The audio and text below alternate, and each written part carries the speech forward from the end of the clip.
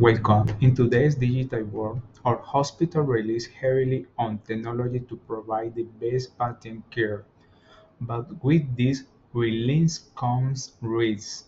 Cyber threats are a reality and understanding them is crucial for everyone. We previously discussed these threats with our leadership and now we're sharing that knowledge with you. We've identified several key three actors, each with different motivation and capabilities. Today, we'll explore how these actors meet target our system and what we can do to stay protected. First, let's clarify two important terms: threats and vulnerabilities. A vulnerability is a weakness in our system, like an outdated software or a weak password. A threat is something that can exploit that vulnerability, like a hacker or malware. Think of vulnerability as an unlocked door and a threat as someone who wants to break in. Now let's look at potential attacks and the actors behind them, starting with the least serious and moving to the most severe.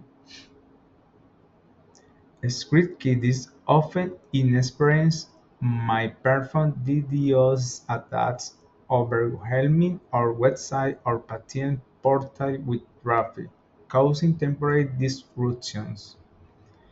They might also attempt basic phishing attacks, hoping someone clicks a malicious link. Activities driven by social or political agents could launch website defacements, altering our online content to spread their message. They might also attempt data leaks, releasing non-critical information to embarrass or disrupt us.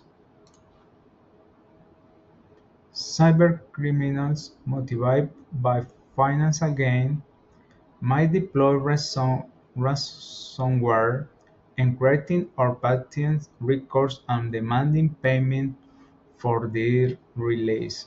They could also engage in business email compromise, tricking employees into transferring funds to fraudulent accounts. Inside threats, whether malicious or unintentional, could lead to data exfiltration, stealing patient information for personal gain or the sell it on the dark web. They could also cause system sabotage, intentionally disrupting critical systems or delaying important files.